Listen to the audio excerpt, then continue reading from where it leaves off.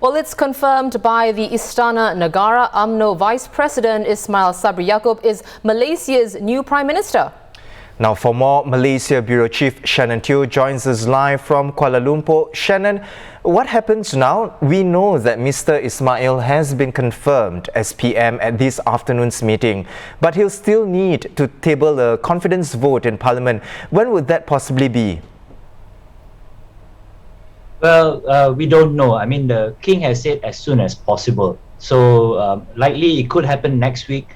But next week's already the end of the month, and Parliament is scheduled to reconvene on September the 6th. So it could just be then, right?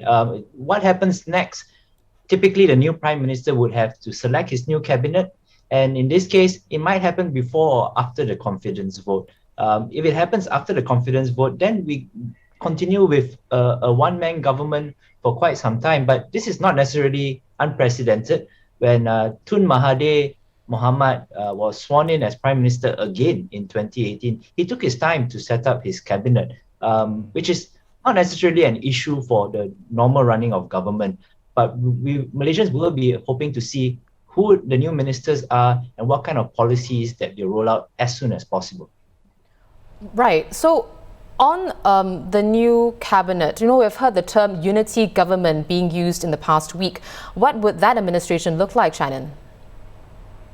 Well, it's been bandied about things like unity government, war cabinet, because the situation is such that we're treating COVID-19 as a huge disaster going across the country. Hundreds are dying every day. So there's this push towards whoever becoming the Prime Minister, appoint the best people in the country, not just the politicians from the ruling coalition, but also from the opposition, as well as experts from the field. In any other situation, in an actual war, maybe you might want to appoint people who know about military issues. In this situation, you might want healthcare sciences, medical experts, things like that. So that's been the push. Now, whether that will happen, well, what the Constitution says is that the Prime Minister has absolute discretion, right, in appointing his own cabinet, and the King must follow his advice in swearing them in. So whether the ruler would want to still kind of prevail and offer his suggestions, he can.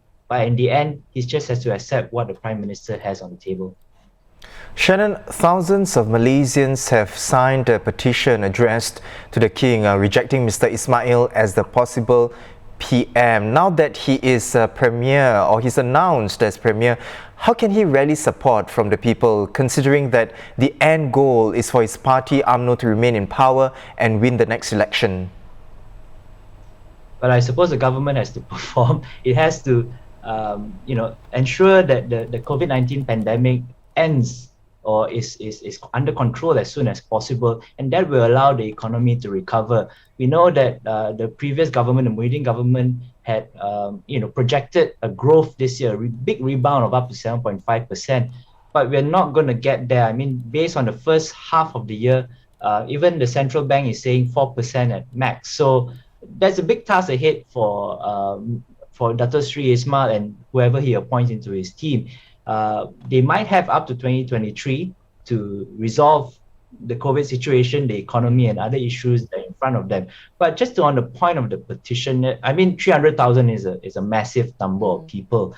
But Malaysia's politics is at a point where it is so partisan that no matter who had been appointed, there would have been hundreds of thousands of people who have said, this is the wrong choice, right? Even at the last election, when Pakatan Harapan won, they didn't win with an outright majority of the votes. I mean, it was split into three. Pakatan Harapan got about 40% of the popular vote. So in any situation, this is what Malaysian democracy is. It's come to a kind of a compromise. Most people are not going to get their favorite choice of Prime Minister, but Ismail Sabri has the majority support in Parliament. Legally, he's the Prime Minister. And, if you want to change that, then you'll need another political crisis, or you wait till the next election.